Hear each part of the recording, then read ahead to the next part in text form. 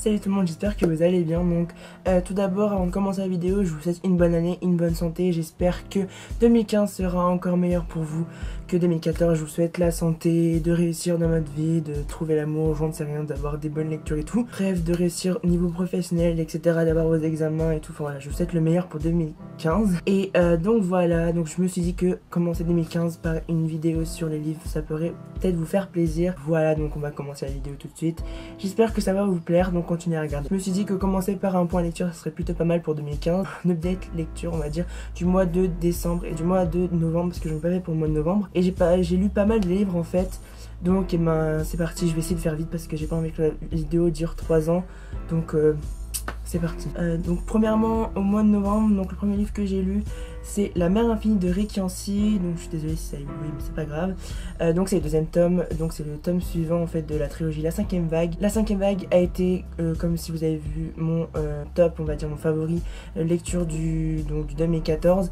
La Cinquième Vague était un de mes coups de cœur, mais La mer infinie, non, je vais vous expliquer parce qu'en fait j'ai adoré La Cinquième Vague et j'avais beaucoup d'attentes pour le tome 2 et en fait j'étais un petit peu déçue parce que pour moi c'est pas un tome 2, c'est plus un tome intermédiaire.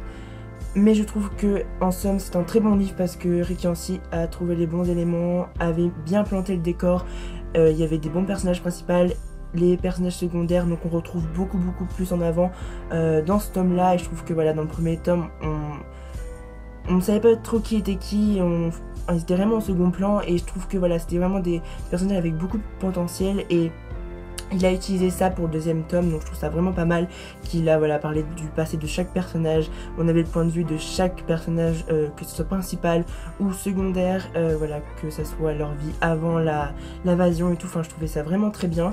On a vraiment eu le point de vue de tout le monde et ça c'est ce que j'ai bien aimé. Le truc que je regrette c'est qu'il n'y a pour moi pas assez d'action. Donc ce que je regrette en fait c'est voilà, le manque d'action. On n'a pas pris énormément de choses comparé au premier bouquin. J'aurais peut-être voulu un petit peu plus voilà, d'action, un petit peu plus de point de vue quand même des premiers personnages parce que au final ils sont vraiment mis au second plan du coup. Mais point positif, il a vraiment exploité les seconds personnages qui avaient beaucoup de potentiel et ça j'ai beaucoup aimé. Mais voilà, manque d'action mais voilà, j'attends du coup avec impatience le prochain tome. On ne sait pas vraiment quand il va sortir mais j'ai vraiment hâte. Et en plus la couverture est juste magnifique. Donc ensuite on continue avec le tome final d'une trilogie. Donc c'est le tome final du pacte de Sylvain Liliane et Jenny Han aux éditions Panini Books. Donc c'est le tome 3 qui s'appelle Trahison. Il est sorti début novembre. Je l'avais acheté genre précommandé et tout. Le gars complètement taré. J'attendais beaucoup de ce bouquin, il m'a pas déçu. Donc on retrouve en fait les trois filles qui donc après ce qui s'est passé, la chose énorme qui s'est passée dans le tome 2, les révélations. J'attendais beaucoup de suspense, de révélations, etc. dans le tome 3. Il y a eu des révélations, c'est encore très bien écrit, la plume est très bien. On a encore toujours le point de vue de tous les personnages.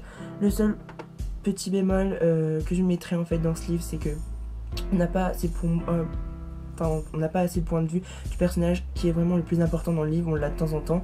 J'aurais peut-être voulu qu'il soit un petit peu plus mis en avant.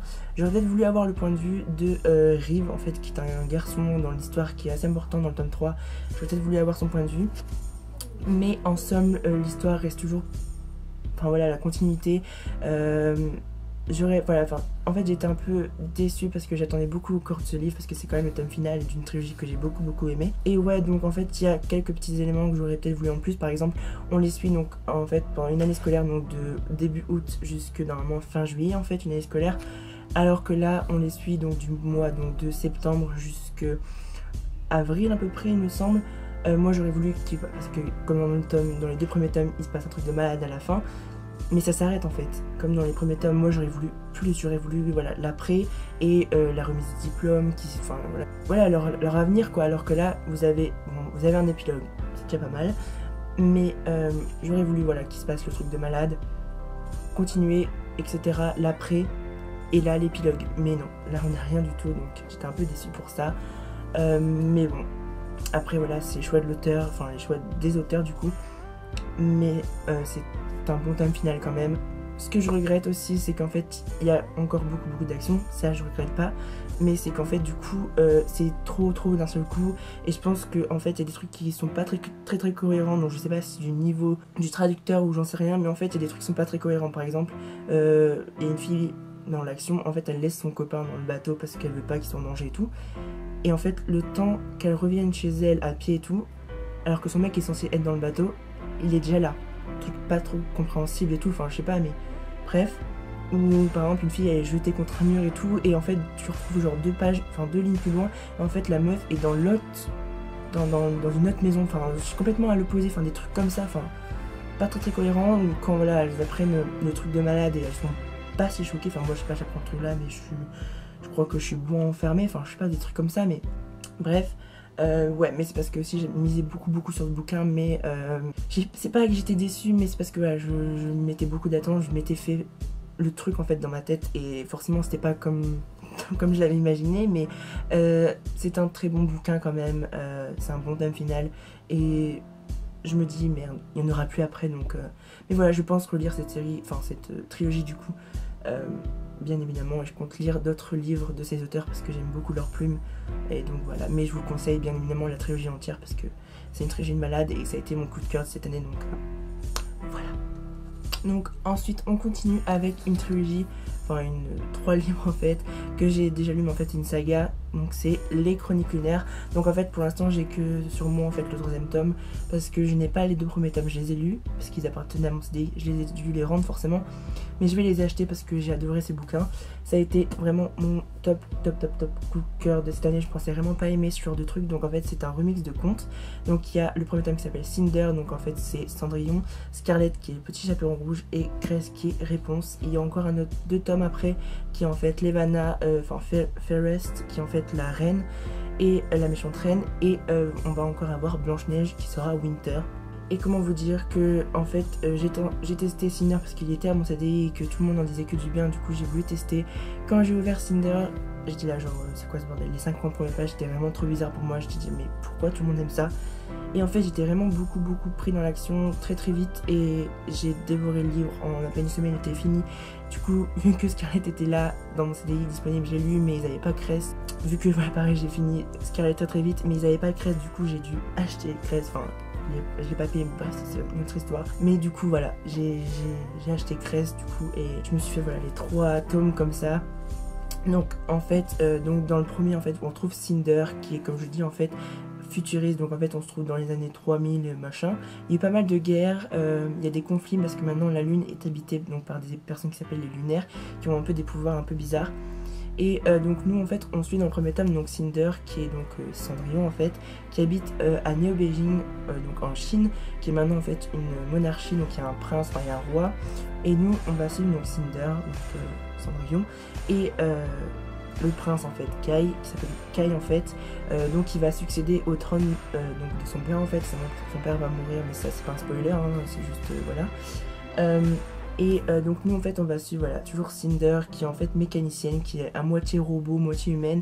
Elle sait rien de son passé, voilà, elle a juste une mère adoptive en fait, enfin qui est donc sa belle-mère, et ses 2 demi-sœurs, donc il y en a une qu'elle déteste et une qu'elle adore du profond, voilà, du plus profond de son cœur, pardon. Et donc en fait bien évidemment Cinder et Kai vont se rencontrer par hasard, et voilà, ils appartiennent pas vraiment aux 2 mêmes mondes, mais derrière ça il n'y a pas que ça en fait, il y a vraiment un conflit, enfin un pseudo-conflit entre la Terre, donc avec l'Union terrienne et tout, et les lunaires, donc en fait qui est en gros la planète de la méchante reine quoi, qui cherche vraiment tout le temps un prétexte pour pouvoir attaquer. En même temps il y a une maladie qui est un genre de peste en fait, qui tue pas mal de personnes, du coup voilà, c'est plein de conflits comme ça. Vous avez une petite romance entre Cinder et Kai on va dire, mais derrière ça voilà, elle va apprendre pas mal de choses, elle va être beaucoup mise en avant par plein d'événements, elle va apprendre des choses sur son passé, elle va être mise dans plein de choses, plein d'actions, et les 50 premières pages pour moi étaient très bizarres, et je me suis pris vraiment très vite dans ce livre, c'est un truc de dingue. Donc dans le 2e tome en fait on suit Scarlett, donc je vous mettrai des photos. En fait Scarlett donc c'est le petit chaperon rouge, donc elle s'appelle donc Scarlett, elle vit en France avec sa grand-mère, qui est une ancienne retraitée de pilote de génie, enfin bref, donc ils habitent en France, près de Lyon je crois, Rieux, un truc comme ça. Et donc en fait sa grand-mère va disparaître du jour au lendemain. Donc nous quand on démarre le livre en fait, sa grand-mère a disparu depuis 15 jours. Tout le monde dit qu'elle est partie parce qu'elle est complètement folle, enfin voilà, tout le monde, il n'y a plus personne qui la cherche. Il n'y a que Scarlett qui croit vraiment que voilà, on lui a fait du mal, qu'on l'a enlevée, que c'était pas elle, enfin c'était pas... Voilà, du coup elle cherche à pas sa grand-mère, et elle va rencontrer donc un jeune homme qui s'appelle Lou, comme le loup dans, voilà, dans le grand méchant loup quoi. Et donc dans Scarlet en fait moi je pensais vraiment qu'on suivait que voilà, le petit chaperon rouge et le loup quoi en gros. Mais en fait non, on suit toujours, on a le point de vue de Scarlet. Donc en fait on a deux histoires différentes en fait qui vont s'entremêler et ensuite toujours Cinder et Kai en fait. Donc on a de plus en plus de personnages de point de vue. Et dans Cress en fait, donc qui est le tome suivant, on suit donc un nouveau personnage qui est Réponse. Et pareil, dans ce livre, on a un point de vue de Réponse, Cinder, et on a toujours en fait donc Cress, enfin Scarlet du coup, je m'en mets les pinceaux. Donc en fait voilà, c'est toujours une continuité, on ajoute tout le temps un personnage en fait. C'est des montagnes russes, voilà, de l'action, suspense, énigme, vraiment voilà, des personnages trop cool. Et tout le temps voilà, on a introduit de nouveaux personnages, ça c'est plutôt cool. Et donc là en fait dans Cress, on a un petit aperçu de donc la princesse Winter, donc qui est en fait Blanche-Neige, qui est un peu dans sa tête quoi. Et du coup là, ça me donne encore plus envie de lire Winter. Mais bon, voilà. Mais en somme, c'est une trop bonne trilogie.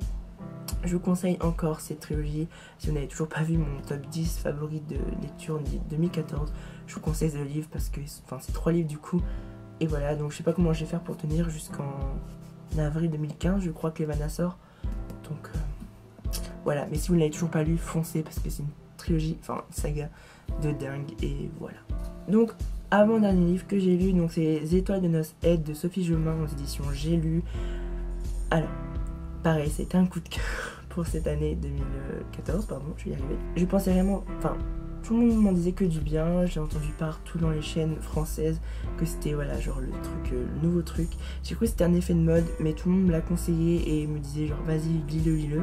Donc je me suis dit voilà, sachant que en fait c'est une fille qui va rencontrer un garçon en Écosse en fait, parce que ses parents sont originaires d'Écosse et donc elle va passer les vacances là-bas et elle va rencontrer un garçon qui est assez bizarre, enfin un garçon on va dire parfait qui cache un truc et tout le monde le compare à Twilight. Moi Twilight c'est vraiment pas ma tasse de thé en fait et du coup j'avais un peu peur. Je me suis dit peut-être c'est un effet de mode et au final il n'y a pas grand chose derrière et j'étais très surpris. Je me suis pris vraiment vite pareil dans le livre. En 2 jours il était fini. Je l'ai commencé je crois le vendredi soir des vacances et je l'ai terminé genre le samedi quoi. C'était dingue, pareil.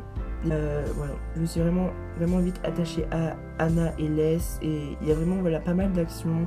Les personnages sont vraiment trop cool et je pense que vraiment pour un livre français c'est vraiment pas mal et j'ai vraiment hâte de lire le tome 2 même s'il est déjà sorti, mais j'attends voilà, la même collection parce qu'en fait ils sont sortis en grand format, ils sont sortis chez France Loisirs, machin, bref, et donc j'ai vraiment hâte de lire le tome 2. Si vous avez lu le tome 2, dites-moi pas ce qui se passe, mais ce que vous en avez pensé du tome 2.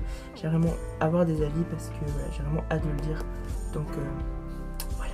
Donc le dernier livre en fait que j'ai lu avant Cress en fait, mais je pouvais pas vous présenter Cress à part machin, c'est Walking Disaster de Jamie Maguire aux éditions pareil, j'ai lu je crois. Je suis sponsorisée par J'ai lu le gars. En fait, donc c'est le deuxième tome de la... Enfin, le premier tome s'appelle Beautiful Disaster. Il y a encore un troisième tome, il me semble, et un quatrième tome, mais ils sont pas encore sortis en France.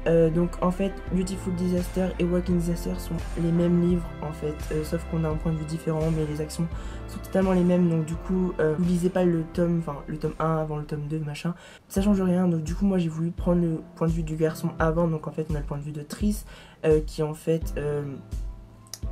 donc l'autre Beautiful Disaster a le point de vue de la fille. Donc c'est un genre new adulte et je l'avais jamais testé. Les seuls livres new adulte qui me tentaient, c'est les plus célèbres, donc c'est les 50 nuances de Grey. Et j'ai eu un peu peur parce que je sais que c'est que de la romance et moi il me faut un peu quand même de l'action. Mais sachant que j'ai été un peu séduit par Sigurès qui n'est pas du new adulte mais qui est vraiment de la romance un peu pure. Et je me suis dit pourquoi pas tester et j'ai beaucoup aimé. Donc en fait les 3/4, on va dire la moitié, c'est on va dire un peu de la romance en fait, genre un coup non, un coup oui, un coup non, enfin bref. Et la deuxième moitié c'est de l'action en fait. Je m'attendais vraiment pas à voir de l'action, j'étais vraiment assez surpris.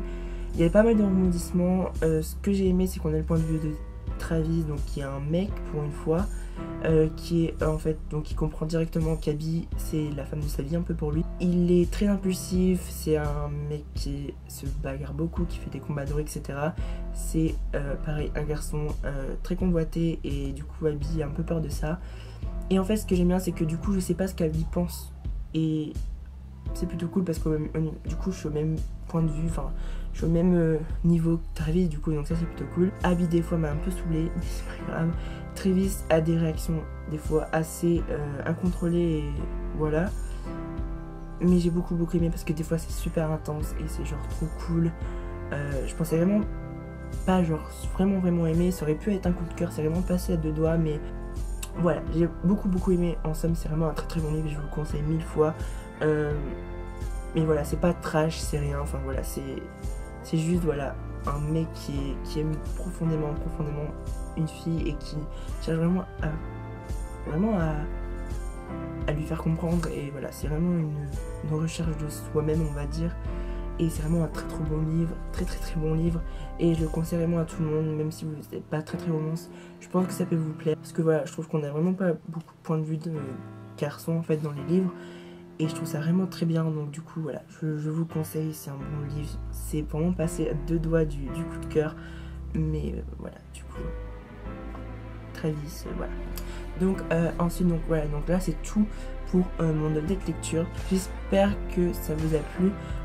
Dites-moi en commentaire si vous avez lu l'un de ces livres, ce que vous en avez pensé et tout. Juste avant de se quitter, j'aimerais en fait vous montrer donc 2 livres que j'ai reçus en fait à Noël, mais ça c'est pas pour leur montrer mes livres que j'ai eu, c'est juste en fait parce que je sais pas lequel choisir et quel lire en premier. Donc dites-moi en commentaire quel livre je devrais lire avant. Donc le premier c'est Miss Peregrine et les enfants particuliers de Ransom Rig, donc aux éditions Bayard Jeunesse je crois. Et le deuxième c'est Qui es-tu Mara d'ailleurs, que j'ai eu en fait à Noël, mais bref. Et en fait je sais vraiment pas quel choisir parce que j'ai plus de lecture là, il faut que je m'y remette. J'ai fini Cress et j'ai pas repris, enfin j'ai commencé un peu Rouge Ruby, mais en fait j'ai beaucoup aimé le film et je suis un peu déçue parce que c'est, enfin je suis pas déçue mais j'arrive pas à me mettre dedans parce que je sais déjà la fin et ça, bref. Donc ouais, donc là je suis en train de lire Rouge Ruby, mais ça me plaît pas trop, et vu que c'est pas à moi il faut que je le rende quand même, donc voilà. Mais du coup je sais pas quel me décider parce que j'ai vraiment envie de les lire vraiment tous les deux, et je pense que ça serait bien si vous choisissez un peu ce que je lis.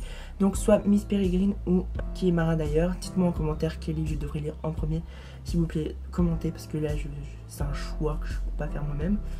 Donc voilà, j'espère que cette vidéo vous aura plu. Pareil, donc, surtout dites-moi en commentaire quel livre je devrais lire, parce que je sais vraiment pas quel choisir, donc voilà. J'espère encore, je vous souhaite encore une fois une bonne année, une bonne santé, des bonnes réussites en 2015. Plein de choses vont encore arriver sur la chaîne, et j'espère que ça sera une très bonne année pour vous et pour moi aussi. Donc voilà, je vous retrouve très prochainement pour une vidéo. Je sais pas si je vais encore tourner de vidéo avant la fin des vacances, mais bref, sinon voilà, on se retrouve la semaine prochaine pour une nouvelle vidéo, et aussi sur la collab, parce que oui, je continue la chaîne de collab, donc voilà. Donc je vous fais des bisous et je vous retrouve donc peut-être demain, ou je sais pas. En tout cas je vous retrouve très prochainement sur la chaîne. Bye.